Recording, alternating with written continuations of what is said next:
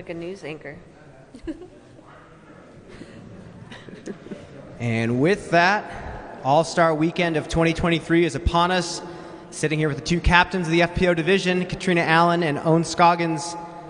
It's been a nice long off-season. Everybody likes to spend the off-seasons a little differently. And just before this started, I heard a couple comments, two completely different players in the way they approach certain things. I'd like to hear, how was your winter? Where'd you spend it? Obviously, you had a great season last year because you are the captains now. Katrina, go ahead and start. We took a little vacation. We went to Michigan, a lot of sporting events, took Austin to Paris for his birthday, and then we came back and just kind of relaxed and started getting back in things, and then got here in Scottsdale in January, and it's been working on the game, hired a trainer, and yeah, just getting ready for the season. Ohn? I went to Laos to visit my family. You know, I didn't see them for over 4 years. You know, my both parents was very old, so I kind of thinking like I want to be there very often, as much as I can. Hopefully every year and a half. You know, because my dad, my dad was gonna be like 81 years old, and he's kind of like very, you know, he not healthy much. So I want to be there. And then I almost go to Thailand to play some tournament over there because my neighbor, you know, and I can speak their language like 100%, no problem. But here and there, you know, too much drink, too much party, so I end up with just like sit at home and just keep eating and drinking, and you know, and then just stay there for almost 2 months and come here another two weekend jet lag, like sleeping, like cannot even open my eyes, and you know, pretty much just lazy here and there. Well, that's one way to spend an off-season, and what a statement from the captain. Yeah. Katrina, I spoke to Austin. I saw him earlier yesterday. He said it was one of his first rounds of 18 holes that he had played. Is that something that you've been doing as well? A lot less 18-hole rounds, more practice? How have you been spending your time in regards to training? Yeah, a lot more field work. We've just been taking a basket. Thanks, Rick, for the basket. And found a cool field. And yeah, the courses, because of the growth of disc golf, are outrageous. You really can't get a lot of extra shots or you feel guilty putting at the basket. So yeah, I think it's also my first full 18 for sure. Well, with that said, one last question before I ask you both maybe about your teams that you've selected. Are you feeling a little rusty? Are you going to be able to lead by example? I guess I'll ask Ohn first. You talk about me or my team? At the bar, Ohn is right. At the bar, we already know the answer, but I'm asking, are you feeling a little rusty, or do you feel ready to rock and roll tomorrow? I mean, yeah, you know, it's kind of rusty, that's for sure. I mean, I play good in my dream for sure, but not in real life. Like I practice today, I'm like, wow, what's going on here? You know, I throw not go anywhere. My putting was all over the place. I'm like, woo, this is gonna be fun. But in the other hand, though, my team is. Woo. Okay, well then let's actually just kick that question straight to Katrina. She says her team's pretty solid. Your team looks pretty solid as well.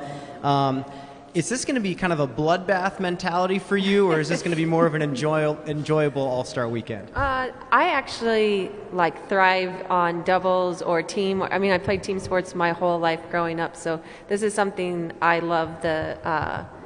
What would you say? Like, this is a fun way to play disc golf with some teammates instead of against each other. And I chose my team based on everyone is really skilled, but the people I'm closest with, and I feel like we really have a good vibe, and going to go similar with last season's vibe. Fantastic. And also, question for you, Ohn. You have a couple big distance throwers on your team. I wanted to ask a question about a couple selections you've made. Holland Hanley and Maria Oliva, both pretty big distance drivers. I see that you put Holland in the accuracy competition. What was your maybe your intentions behind selecting who does what? You know, it's no doubt like she's throw very far also, but I think like we all know like a distant throw far is gonna be Ella, and also I don't want to use the people who throw like similar to with each other.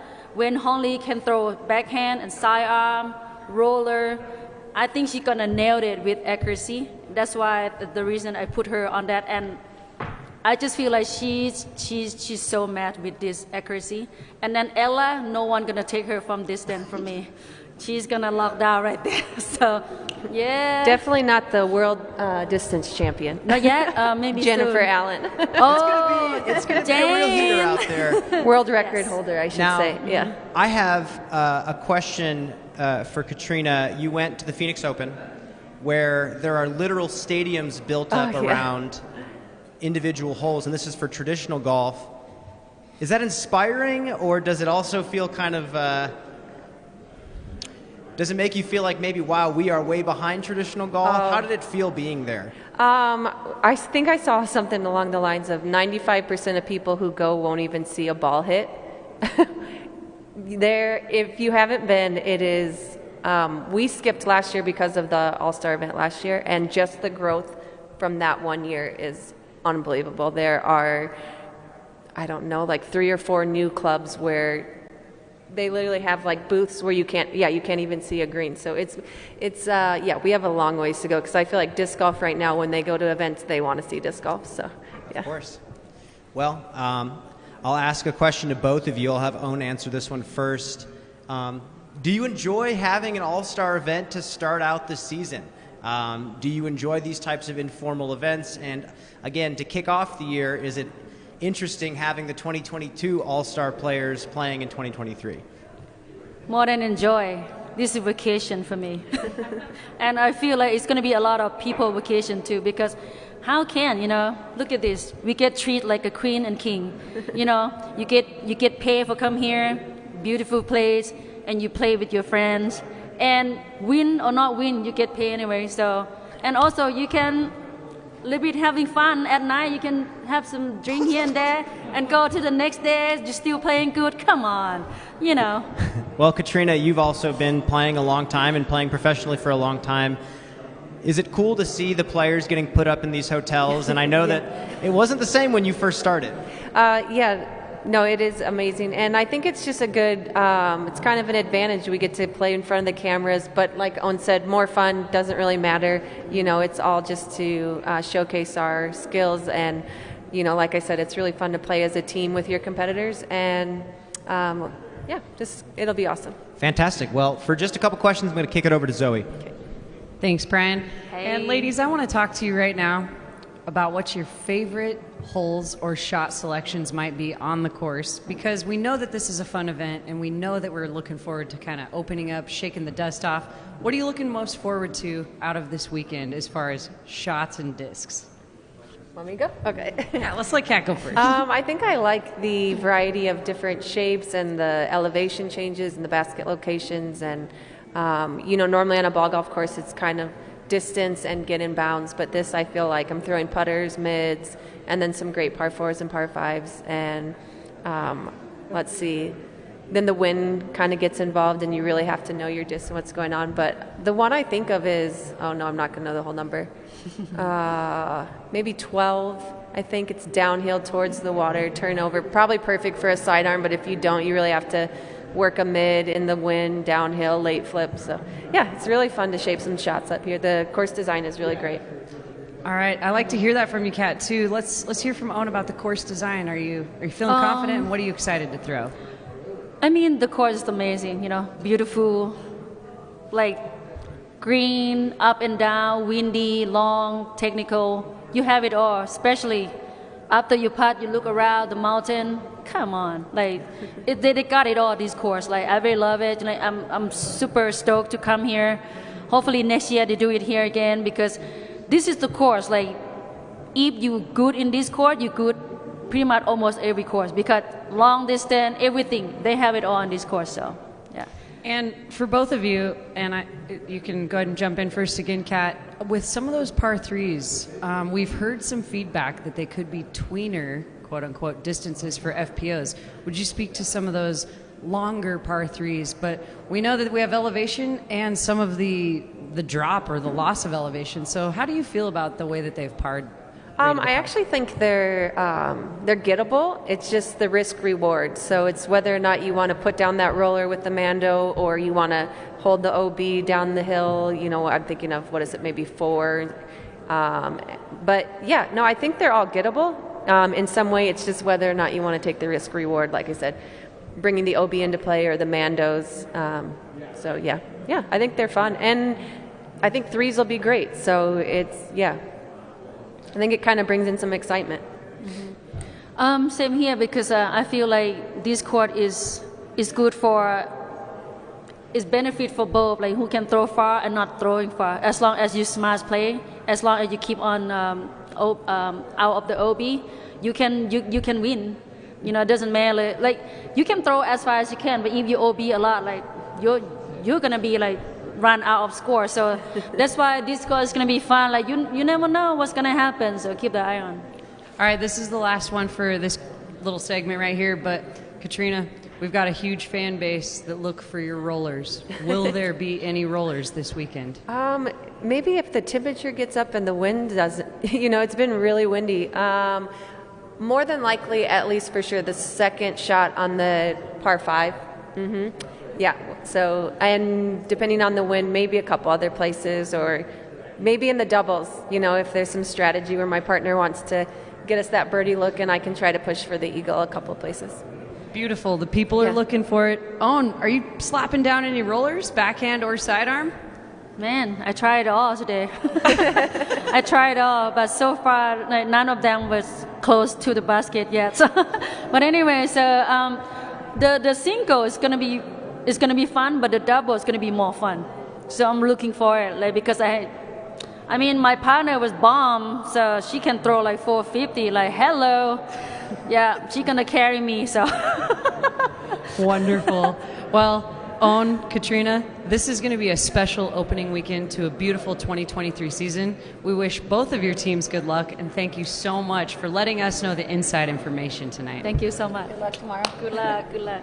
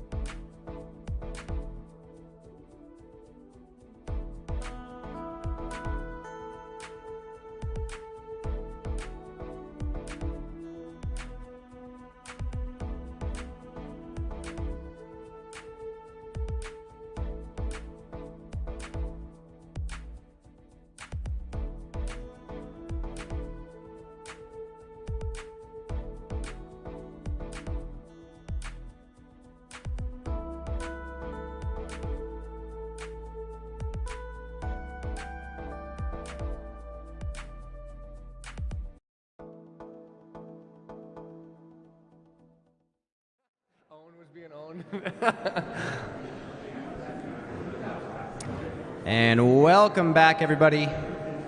MPO captains of the 2023 All-Star Weekend. Similar names, Ricky Wysocki, Paul Macbeth. It's been over a decade. You guys have been battling back and forth, and here you are still 1-2, drafting teams for the now All-Star Weekend.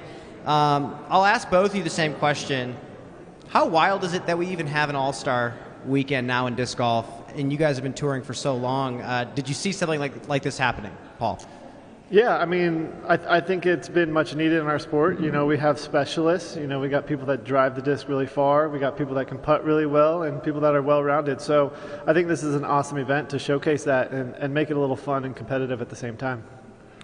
Yeah, I think it's also great to be able to be at a resort like this and kind of have the whole disc golf community, the media, the players, everyone in one spot. So it's a great event. We're here to compete, obviously, have fun, and kind of kick off the season. So I think it's a perfect event, and the DGPT is doing a great job kind of just starting off the season with this event, and I'm excited to kick off the season this week. I want to ask one more question going back. I've kind of heard stories from both of you when you first started touring and playing for the first time on the road, traveling in much more modest accommodations, you could say. Now you're all getting put up in resorts and all this kind of stuff is happening. Did you envision this happening when you were just getting started? Yeah, so for me it was, and I don't know about Paul, probably pretty similar, but for me it was, you know, I was just a kid with a passion for the game, and I loved playing. So it was, when I was first playing, there was really no contracts like players have now. It was just, people play because they like the game, and they're going tournament to tournament, making just enough money to make it to the next tournament, and that was enough for me to continue playing long enough to really see the growth like we have today. So really, I think the passion really carried me, and then just like everything in life, you know, once you do something and follow your passion, good things happen after that. And I think that was my story. Yeah, I can't say I saw this really happening, but I feel like we go out on the course and we still show up back to our hotel or our vehicle just as dirty. So it really just goes to show, you know, that the sport is growing, and we have places like this and we're able to compete at, but it's really, you know, it's up to the players to go out there and get dirty, and you know, our beds might be a little nicer, but it's still the same sport. Same sweat. You look at something like the All-Star Weekend for basketball, and some players are super try-hard and they want to win the game really badly, and some players clearly are just happy to be there and mess around. How do each of you feel about this week in the different competitions and the stroke play? Are you going to be try-hard, or are you going to just kind of relax and ease into the season? I think it's going to be, definitely you want to compete and you want to win, but I think it's a cool environment because you can have your teammates that you want to also root for. So it adds a different dynamic. Most of our events are singles, so we're not able to really get that team atmosphere. And I think that it adds a fun little variable to it, to where we can, you know, do the draft and put people where we think their specialty is, like Paul said, because every player has, you know, different specialties. And so I think the dynamic is great, and I'm really excited. Yeah, I guess we'll have to wait and see. I'm sure the competitive side will come out of me for sure. Yeah, no, I agree, and I feel like you know, this is all for entertainment. You know, it's for the fans, it's for us. It's something that we can take a little bit differently. It's a little bit more. I think I don't know if I'm allowed to. I think I need to ask the Pro Tour, but I want to make a switch to my team because I know Gannon and Ricky are together, and those are the top two putters, and I want to face these guys. I got a pretty strong squad back there, and I fear that our head-to-head matchup at the end won't really matter. So I want to put myself in putting on Chris and accuracy, if that's cool with these guys, because I know it's for entertainment. So what do you guys think? I don't know. It sounds like it's locked in already. I don't know if you can do that, but that sounds like fear to me. But we'll have to see what the fine print says. A little fear right there, but it's all right. Well, yeah. All right. If you want to make a change, then I'll have to make a change too, because Gannon's over there. I think you already made one, but yeah. It's all right. That's true, but I made it on the same draft day. It's very endearing to hear the two of you still really wanting to whoop each other's butts after all this time. I'm going to kick it over to Zoe here for a few questions. Thank you, Brian. All right, you guys. This is the fun kickoff. I want to hear from you right now. Rick, let's go you first. Where's the strengths in the team? Where do you really feel like the dynamite's going to happen? I really think Simon, man, he's going to be the he's going to be the guy. Everyone's like questioning, is this new disc going to fly good? Is he going to be dialed? And he's Simon. He's going to be having that shot shaping dialed, and I think he's going to put in some work. I think I'm excited for that. All right, Paul, let's talk about the strengths on your team and the reason why you picked a few of these gentlemen. I think at the end of the day, it'll be the individual round's going to be looking pretty strong with the matchups, but the skill side, I think we're pretty set. I think Chris and I could flip-flop, accuracy and putting, so that's something really cool. But yeah, we got strong putters. We got some guys that can absolutely rip the disc, and the accuracy. I think everyone on my team could be in that slot. So yeah, we're looking solid. And then just deep inside, I'm going to start with Paul on this question. Deep inside, like, how you feel about this warm-up event and the fun feel, the competitive, extra fun feel. How does that prepare you to go into your first actual event of the season individually? So I wasn't here last year, so I didn't get the atmosphere or the feel for that. I was at the one 2 years ago, but it was a different format. So this is one that I think is going to be unique, but I really like the head-to-head matchup because I think it will create some storylines going into the year, especially with the doubles rounds and the singles rounds more so than the skill competition. I think that's going to be more fun. But yeah, I think it's just going to create some storylines, which will be interesting to see how those go. And Rick, same to you. Yeah, let's repeat the question again. Well, just how do you feel like this prepares you for your season and even your team if you want to talk about them, but you personally, what does this All-Star event do for you to prepare for the season? Yeah, I think we get it's multifaceted. I think that we can get reps in and practice, and the courses in Vegas are, I would say, pretty comparable to the style that we got here, so that you're getting reps in on similar courses, and I think that's something that definitely will help everybody that's playing to get an extra week of competitive practice. And like Paul said, we're playing different formats, so it's not necessarily the same format we're used to playing, but I think it's just a good mix of competition, friendly banter, and competition, so it's going to be good. Well, I know all of us out here are looking for that friendly banter, but I have one final closing question for both of you that kind of segues right into that. Where are the weaknesses? Paul, where are the weaknesses that you think your team is going to rise up above Ricky's team? I'm saying, where do you think the weaknesses are on Ricky's team that you guys will excel? I think the head-to-head matchups are going to be pretty solid. I think that's where we really have a strength, and that's where the most points are. So I think that's pretty much locked in for us and my team. But I think it's going to be pretty evenly matched across the board for the skill side. Yeah, the individual matchups, and then we'll see. I don't think the doubles teams have been announced yet, but that's going to be set and pretty fun as well. All right, Rick, I'm going to pose the same question. Where's the weaknesses, and where are you guys coming up? I think our strength is we got players, we got shot shapers, we got Conrad, we got Simon. They're just known to shape shots and really throw the amazing shots. So they're gonna dial in there and lock that down. So I'm excited for that. And then of course Gannon, he's a great putter, and so I think we're gonna make a good duo on the putting stations and really rack up some points.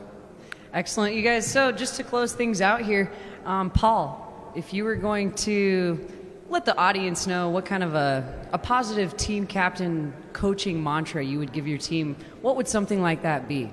I just know I have a really strong team, so I'm not too worried about the heads-up match that Rick and I are going to have at the end, because I think we're going to have it locked up before then. Amazing. Rick, what's that coaching mantra? I mean, better hope so, because if not, then it's gonna be tough. But yeah, no, I think we got a well-rounded team for sure. I think that there's not necessarily one thing that, and especially with it being a lot of different categories. We got shot shaping, putting, and distance. You got to be well-rounded, and your team's got to be well-rounded, and I think we are. So I think we're going to be ready for the heads-up battle, and we're going to be ready for all the shot shaping and all the different stations we got to face. Well, I know the audience is certainly excited out there, gentlemen. Good luck to both of you. Any final closing comments? Because this is going to be a very exciting weekend. Paul, anything else you'd like to throw out there for the All-Stars? Hopefully they let me in putting so I can play Rick and Gannon and see how Isaac and I do. But, love that. Yeah, I'm looking forward to it and getting ready to play. And yeah, it's going to be a good start to the season. Yeah, thanks to the DGPT for hosting this. I think it's going to be a great week for sure for the fans. Start off the fans, give them something fun to watch, and hopefully we can throw some amazing shots for you guys, and hopefully start off the season right. Thank you all. Well, good luck to both of you and your teams, and let's get ready for 2023.